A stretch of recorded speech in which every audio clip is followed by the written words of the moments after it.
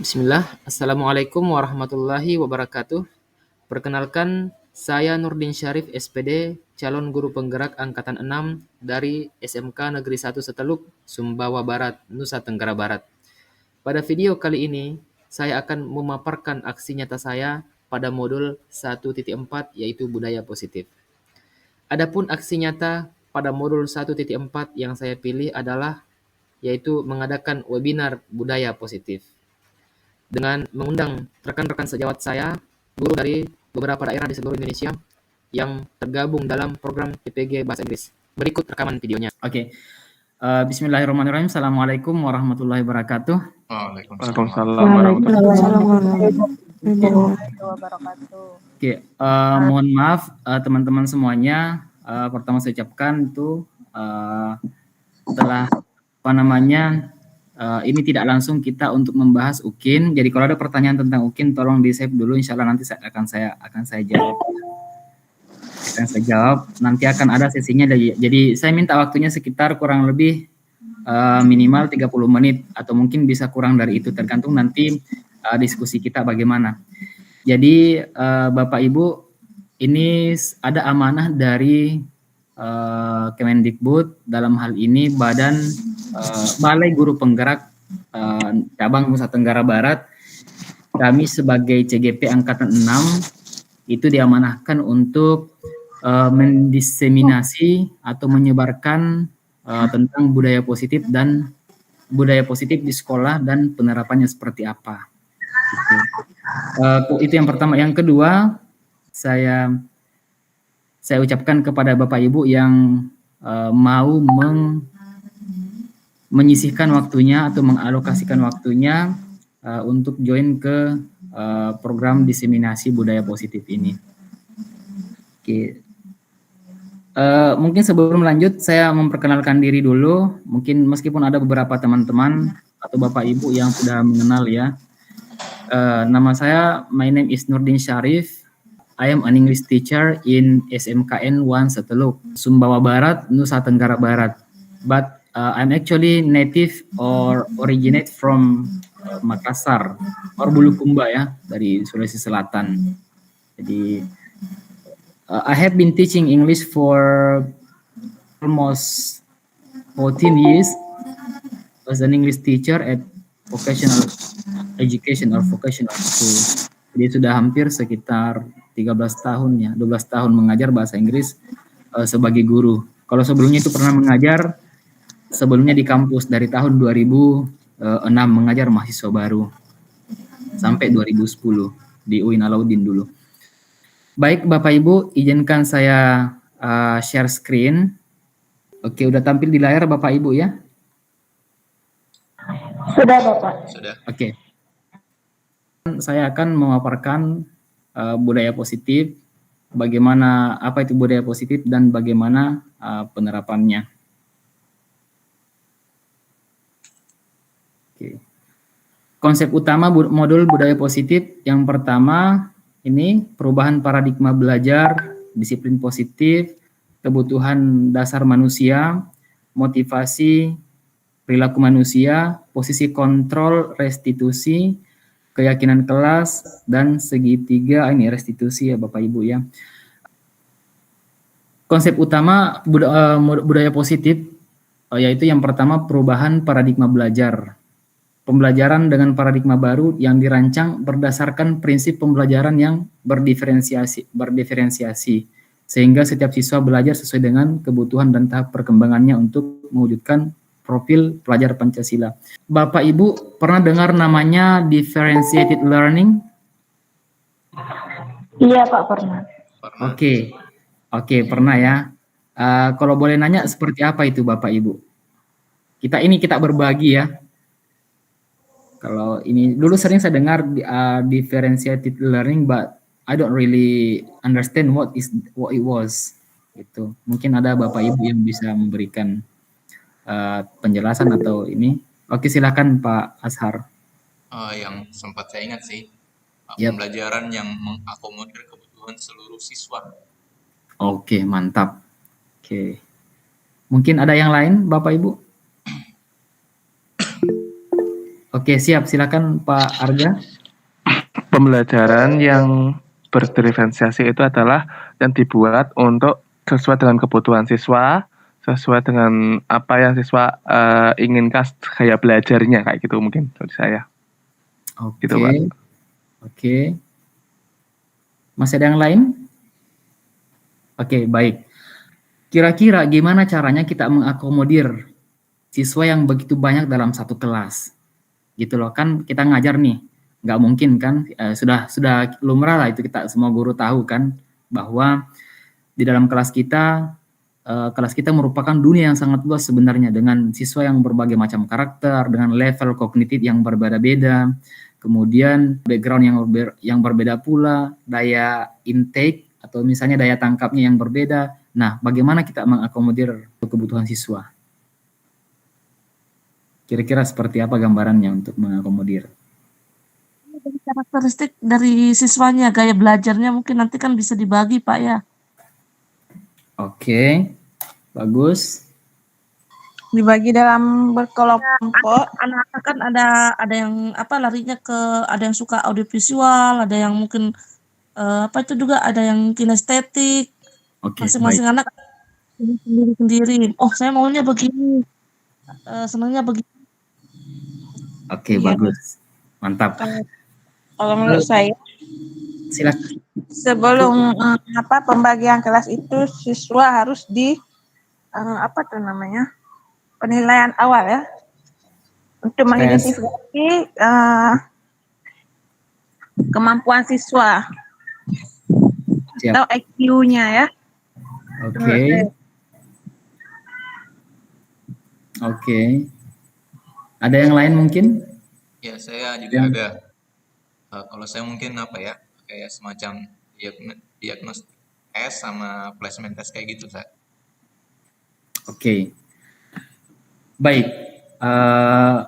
Ada beberapa jawaban, tapi intinya sebenarnya sama. Biasanya ada, kalau saya tidak salah, dulu tahun 60-an ya, correct me if I'm mistaken, bahwa pernah dulu ada lembaga yang bergerak di bidang testing atau assessment, itu mengukur kemampuan IQ seseorang dan gaya belajar seseorang. Akhirnya gaya belajar seseorang, kemudian setelah dites, maka dikategorikan bahwa ada orang-orang yang mempunyai gaya belajar kinestetik, ada yang auditory, dan ada yang visual. Nah, kalau Bapak Ibu pernah baca bukunya Adiwe Gunawan, itu seorang pakar praktisi atau pakar di bidang pendidikan, lumayan bagus itu bukunya, bisa Bapak Ibu cari, Born to be Genius. Jadi lahir untuk menjadi seorang jenius. Nah, ada di sana beberapa instrumen yang bisa kita gunakan untuk mengetes anak-anak atau mengklasifikasi siswa apakah dia auditory, termasuk auditory learner, atau visual learner, atau kinesthetic learner. Seperti itu. Oke, insya Allah nanti kita akan diskusikan lebih dalam ya, semoga ada waktu. Jadi intinya pembelajaran yang berdiferensiasi itu adalah pembelajaran yang mengakomodir ya berbagai macam kebutuhan belajar siswa. Oke.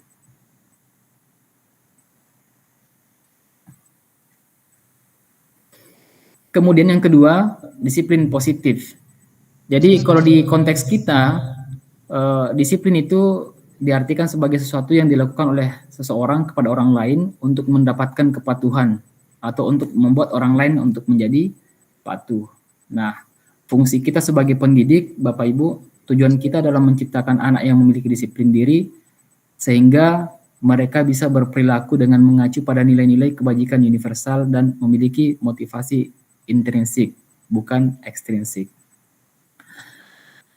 Disiplin positif merupakan salah satu cara penerapan disiplin yang bertujuan untuk menumbuhkan kesadaran serta memberdayakan anak untuk melakukan sesuatu tanpa sogokan, ancaman, maupun hukuman. Nah, kalau Bapak Ibu biasanya di sekolah ada nih anak-anak yang telat masuk, kira-kira apa yang Bapak Ibu lakukan? Cuman sekolah saya itu Pak, Ya. sambil sambil main sih, Pak. Kamu pungut sampah 50, pokoknya harus jenisnya beda-beda begitu.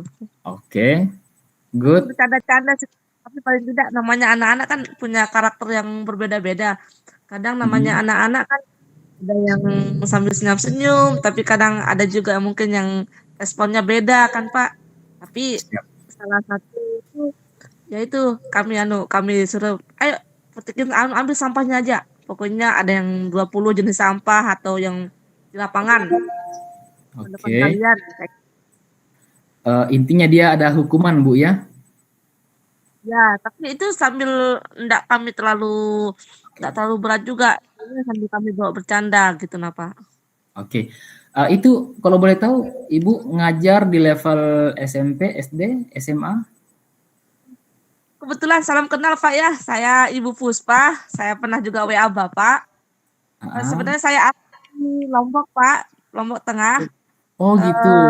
Satu provinsi nih. Tapi sekarang saya memang sudah tinggal di Kalimantan Timur, Pak. Oh gitu. Oh iya, ini juga mohon maaf kalau ada beberapa teman-teman dari grup itu yang menjapri. Saya mohon maaf, itu 3 hari belakangan ini sibuk, termasuk kemarin ada yang japri ya untuk soal itu. Saya mohon maaf, nggak sempat mungkin saya balas atau mungkin cuman saya read aja. Mohon maaf kalau belum saya balas karena asli ini tugas guru penggerak banyak yang numpuk ini dari beberapa hari yang lalu, jadi mohon maaf.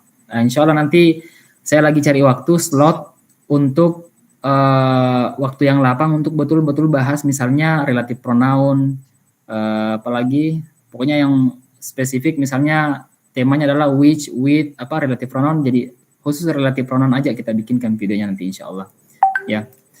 Oke, boleh yang lain silahkan. Kira-kira Bapak Ibu kalau ada siswanya yang telat atau misalnya di dalam kelas membuat sesuatu yang tidak Bapak Ibu inginkan atau keluar dari aturan, Bapak Ibu apakah memberikan hukuman atau seperti apa atau gimana?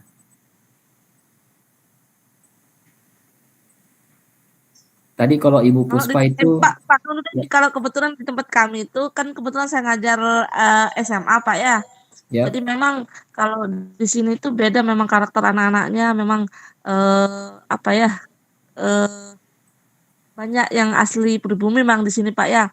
Tapi kalau misalkan kita suruh nyapu di depan kantor gitu. Kalau misalkan ada yang telat, misalkan kan kami ada batasannya telat, ada yang 5 menit, ada yang 10 menit gitu nah, Pak.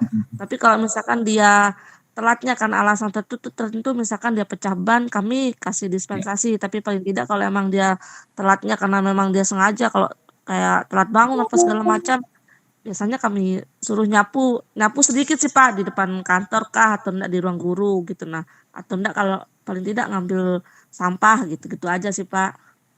Artinya ada kebijaksanaan ya ketika mereka membuat suatu pelanggaran, akan tapi itu di luar jangkauannya mereka, di luar powernya mereka. Ya, ya Pak. Oke.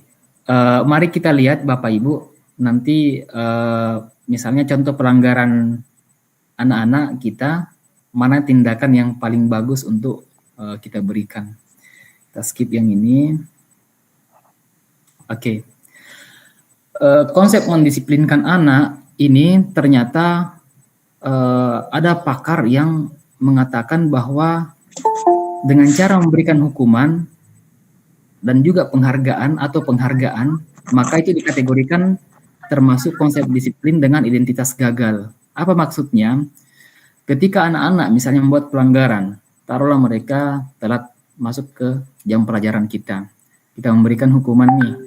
Apapun bentuk hukumannya, ada yang mengatakan bahwa apakah itu hukumannya dia seperti dikategorikan tingkat berat, atau kayak disuruh push up, disuruh squat jam, segala macam, sampai pada tahap anak-anak seperti tadi yang sangat ringan dan yang kelihatannya bijaksana, ternyata ada terkandung unsur. Yang pertama, menyakitkan. Menyakitkan ini ketika berat, pada level berat, termasuk squat jam sebenarnya. Karena bisa jadi anak itu dia mungkin menderita suatu kelainan, karena pernah ada kasus dulu Bu, waktu saya masih SMA dulu, ada anak-anak di Sulawesi Selatan atau di Makassar, itu disuruh skot jam sama gurunya, sampai keringatan, ternyata dia fisiknya tidak kuat, sampai masuk rumah sakit.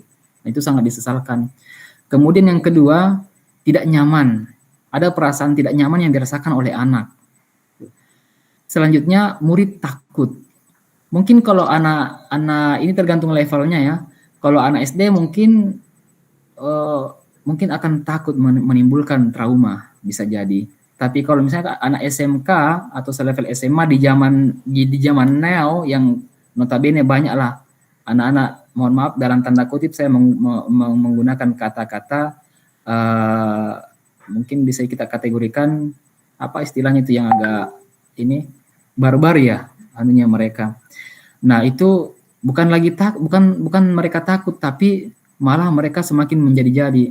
They will show their power. Gitu. Entahkah karena to get our attention atau memang mereka ingin pure untuk showing the power. Inilah gue gitu loh.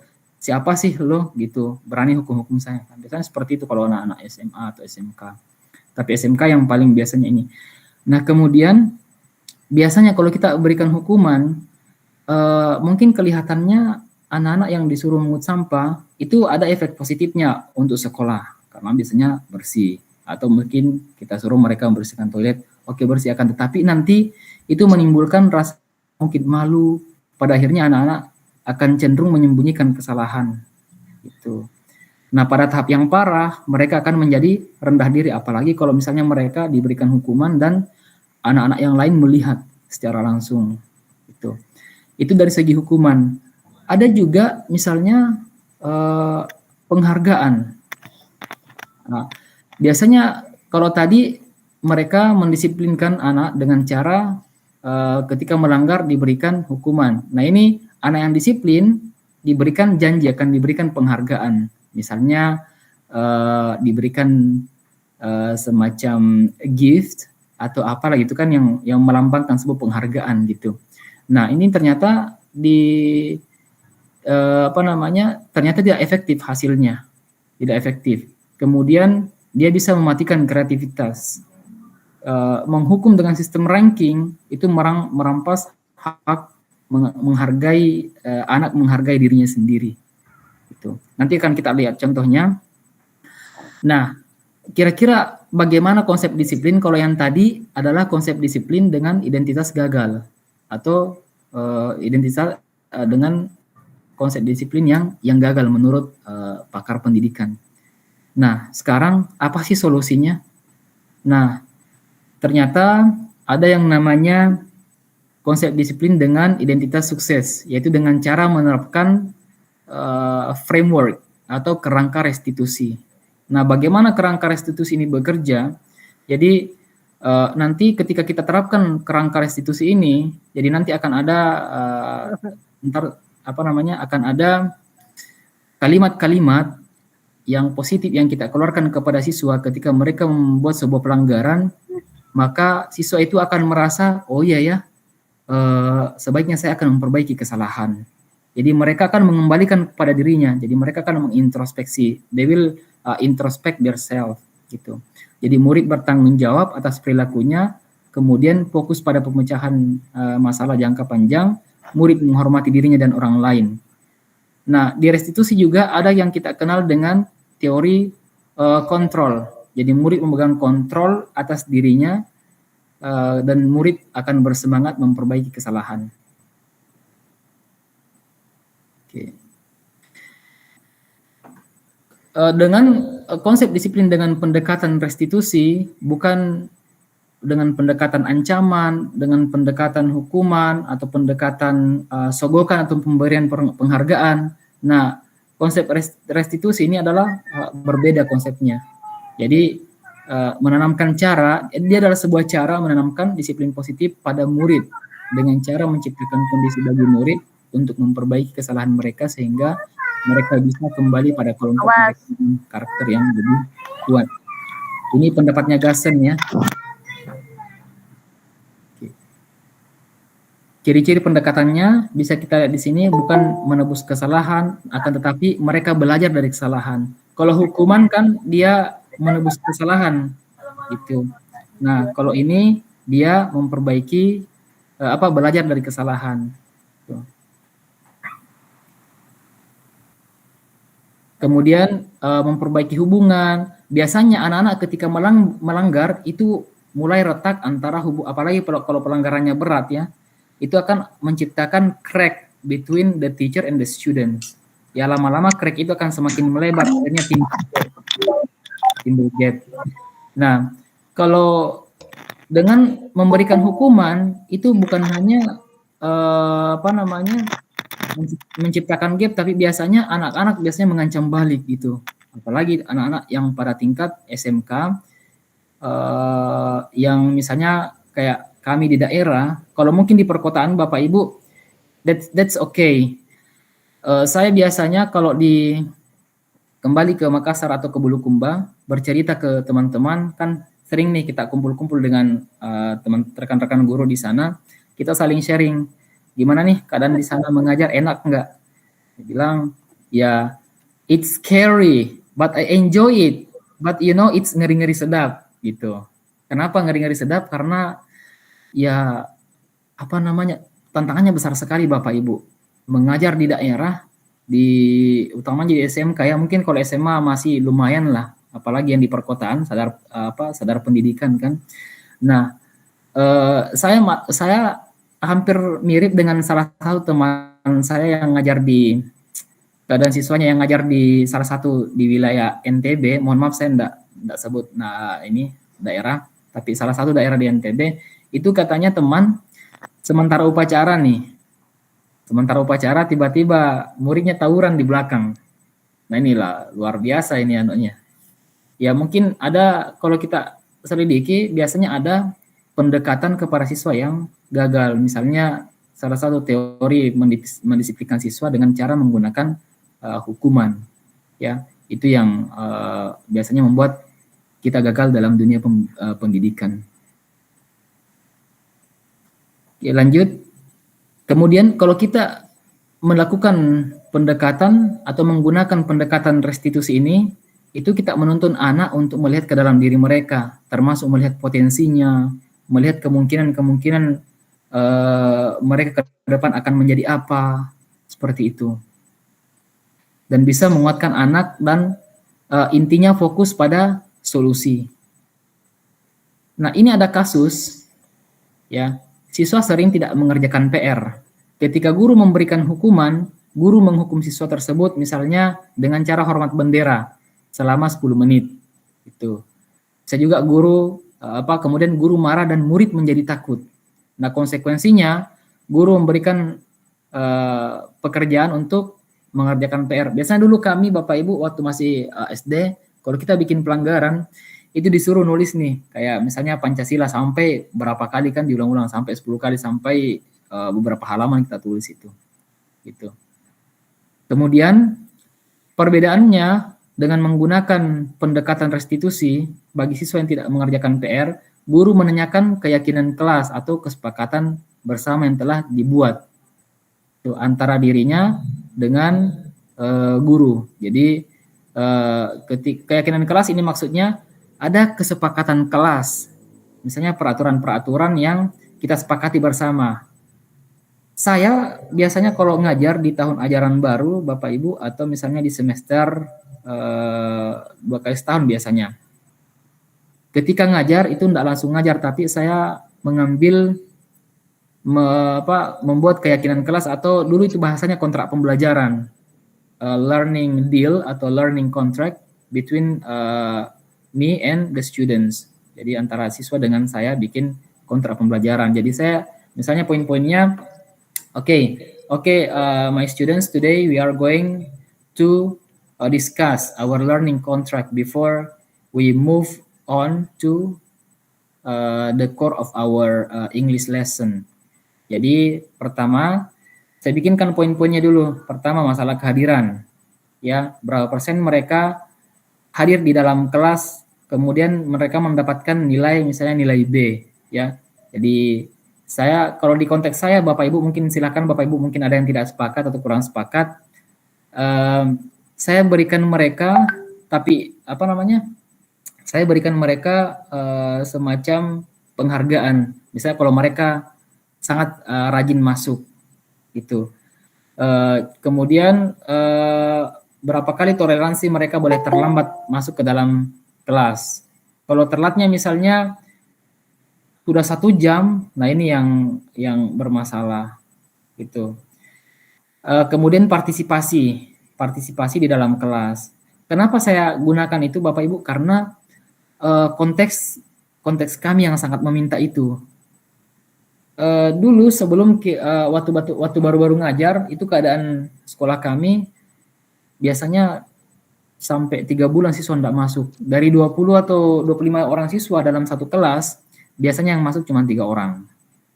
Nah, akhirnya kita terapkan metode itu, alhamdulillah itu sangat signifikan mengurangi ketidakhadiran anak-anak. Gitu. Jadi lanjut. Nah, itu contoh keyakinan kelas atau kesepakatan kelas yang dibikin. Nah, saya bikinkan poin-poinnya. Setelah itu bukan saya yang memaksakan mereka untuk menerima, tapi mereka saya berikan keleluasan untuk mengkritisi. Silakan mengkritisi, silakan apakah ada yang harus diubah atau gimana. Nah, setelah mereka sepakat, maka kita jadikan itu sebagai suatu keyakinan kelas atau kesepakatan kelas bersama.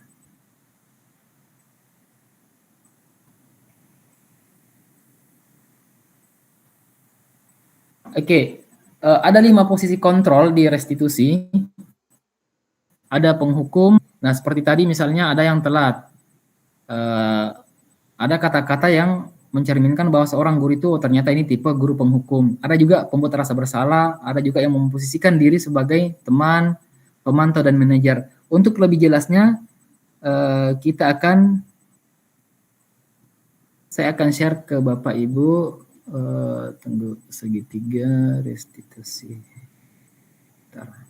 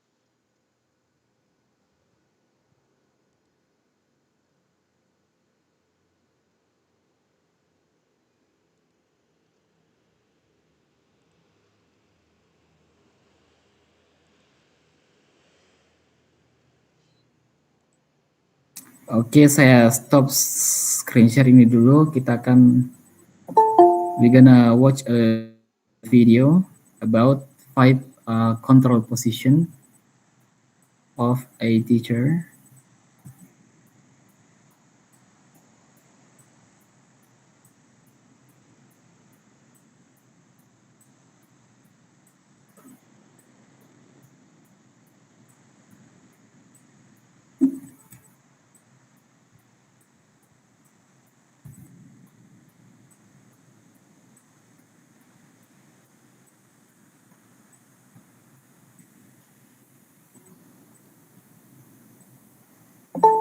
Bentar Bu ya.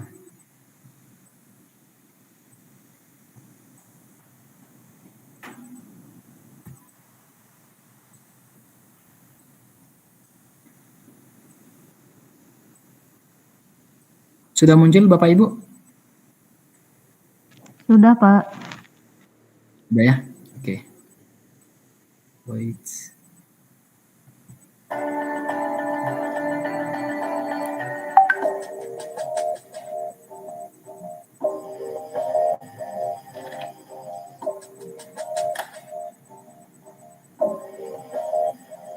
Naren! Sini kamu! Selamat pagi, Bu. Selalu terlambat.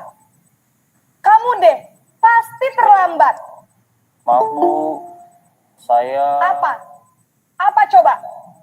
Alasan kamu apa lagi? Kapan sih kamu tidak terlambat? Malas sekali ya kamu jadi anak. Saya... Dasar pemalas. Gak kapok-kapok sih kamu. Sudah berapa kali terlambat? Sana, kamu keliling lapangan basket 2 kali. Kenapa saya harus keliling lapangan basket, Bu? Kenapa? Kamu mau lawan ibu? Berani-beraninya jawab. Sudah terlambat, masih berani jawab pula. Sekarang, keliling lapangan basket 5 kali sekalian. Biar kapok. Cepat.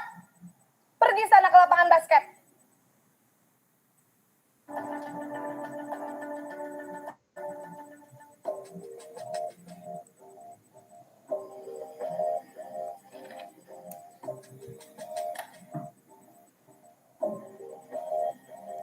Naren!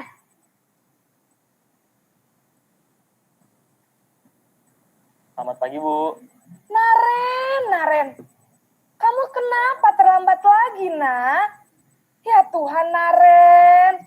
Kamu senang ya bikin ibu susah ya?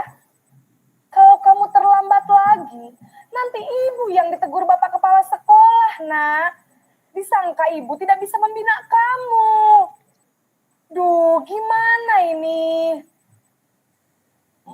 Maaf, Bu. Duh, Gusti Naren.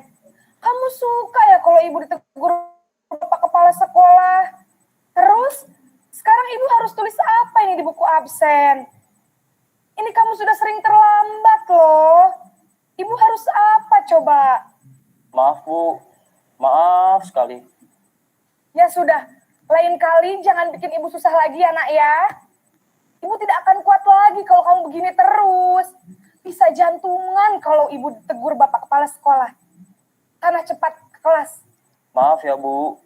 Maaf sekali.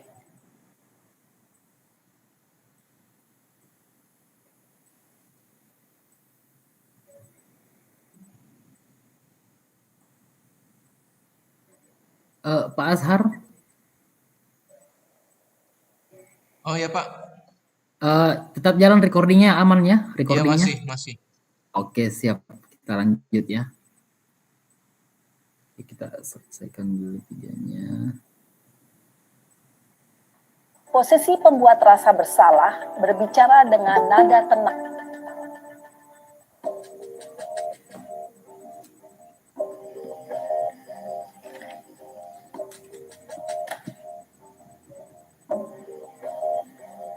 Naren!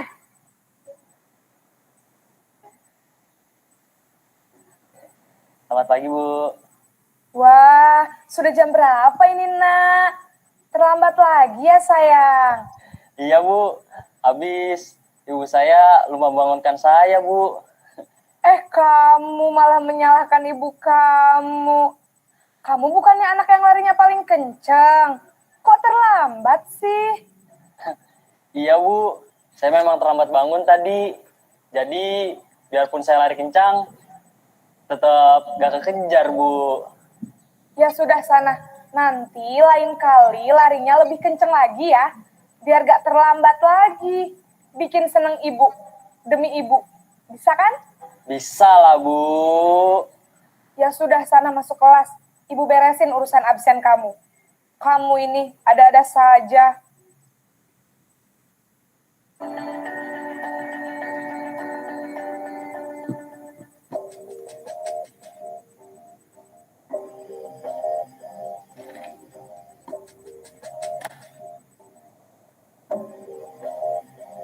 Naren!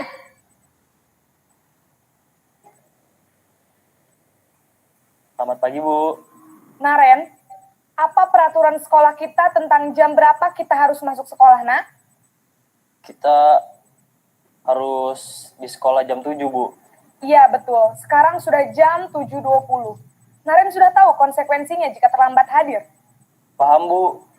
Saya harus tinggal kelas pas jam istirahat selama 20 menit. Iya, benar. Konsekuensinya demikian. Jadi nanti jam 9.30, pas istirahat, kamu harus tinggal di kelas, kerjakan tugas tambahan untuk ketertinggalan kamu, ya? Baik, Bu. Naren,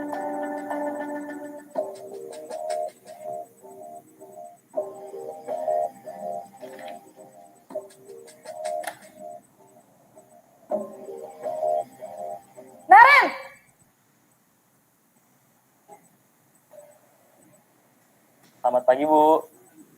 selamat pagi Naren. Maaf, Bu. Saya terlambat. Iya, sekolah masuknya jam 7, sekarang sudah jam 7.20. Jadi sekarang bagaimana ini Naren? Maaf, Bu. Saya lupa setel alarm saya semalam. Baiklah, menurut kamu, keyakinan sekolah yang mana yang perlu kamu tingkatkan?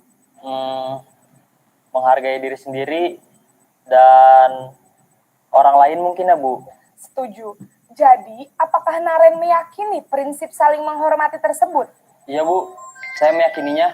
Apakah Naren bersedia memperbaiki masalah keterlambatan ini? Bersedia, Bu.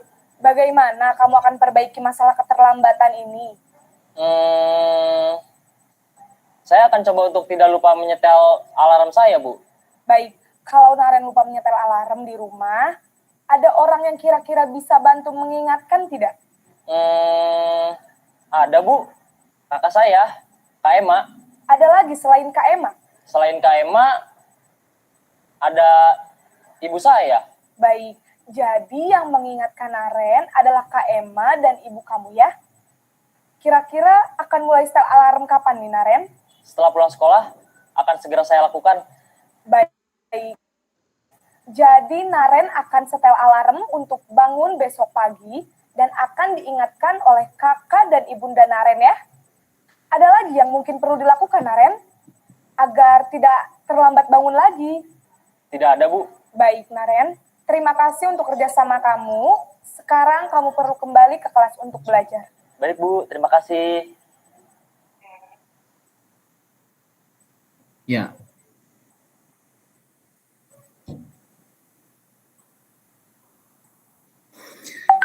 Ya, Bapak Ibu tadi sudah menyaksikan beberapa posisi kontrol atau 5 posisi kontrol dalam menghadapi pelanggaran siswa.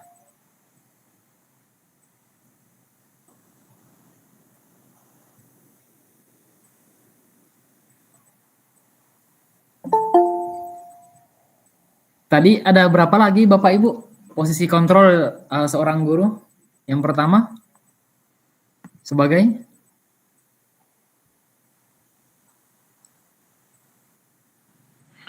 monitor, sebagai monitor atau sebagai pemantau? manajer, Manajer, oke. Kemudian sebagai teman, ya, sebagai teman, oke. Tadi yang pertama tadi sebagai Penghukum. misalnya kamu kamu aja sih yang terlambat ini, kok kamu kayak gitu sih? Kayak gitu. Kamu lari keliling lapangan misalnya. Itu masuk ke kategori apa itu Bapak Ibu? penghukum. Oke, penghukum ya, penghukum. Nah, sangat dianjurkan seorang guru itu untuk memposisikan diri sebagai manajer ya, minimal sebagai pemantau. Tapi sangat it is highly recommended that a teacher should be acting like manager. Jadi betul-betul membuat siswa itu merasa nyaman, tidak langsung misalnya membuat siswa merasa minder, membuat siswa merasa bersalah. Jadi harus betul-betul menjadi memposisikan diri sebagai manajer. Ini kemarin ada yang saya sudah aplikasikan di sekolah. Kita lihat dulu ya.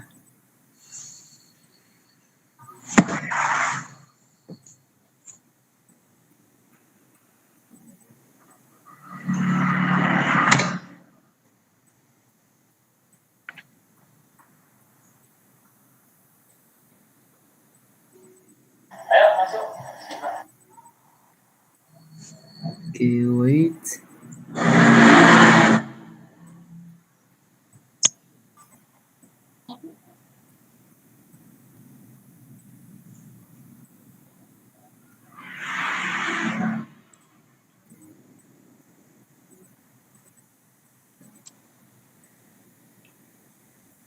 Udah kelihatan Bapak Ibu videonya? Kelihatan Pak. Kelihatan Pak. Oke.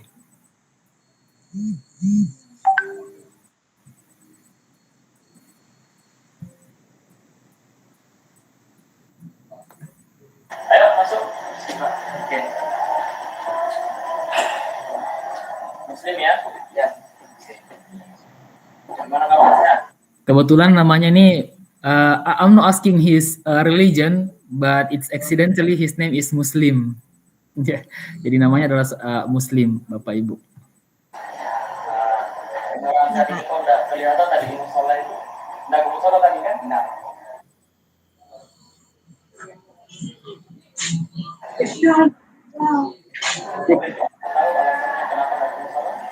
Tadi lapar diri kantin benar. Kalau di rumah berangkat ya. Pagi ini Muslim kan tahu bahwa kita punya kesepakatan di kelas antara guru dengan siswa bahwa semua siswa di jam 5.06 itu atau jam 7.08 jam terakhir itu wajib ke musola untuk sholat berjamaah, dan itu kan sudah kita sepakati ya.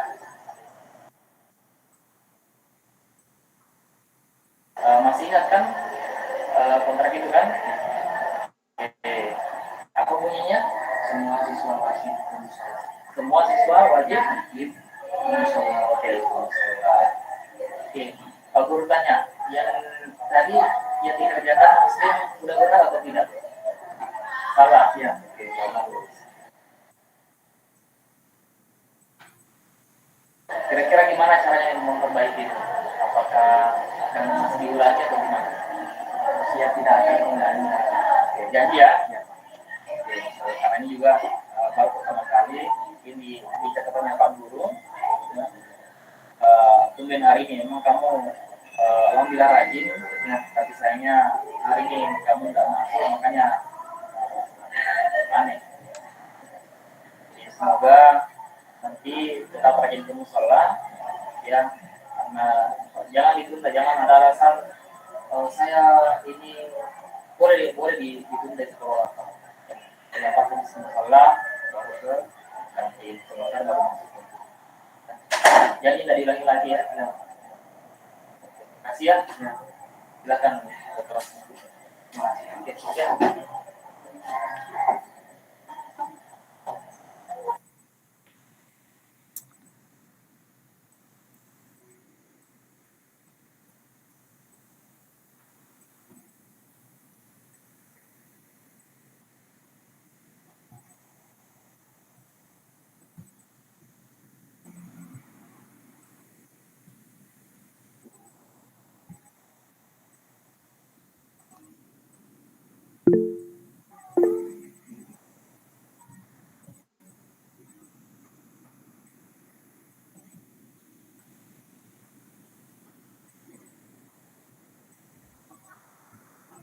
Oke.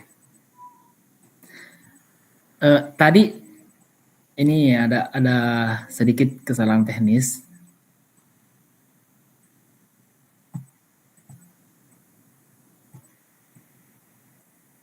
Oke. Ada namanya Bapak Ibu, namanya segitiga restitusi dalam mendisiplinkan siswa. Yang pertama,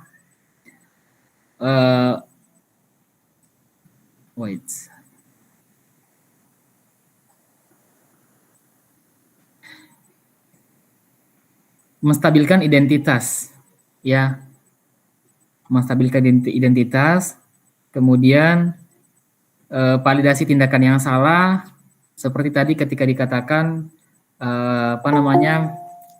Muslim tahu kan, menanyakan keyakinan kelas, misalnya Muslim tahu kan, atau kamu tahu kan bahwa kita punya kesepakatan.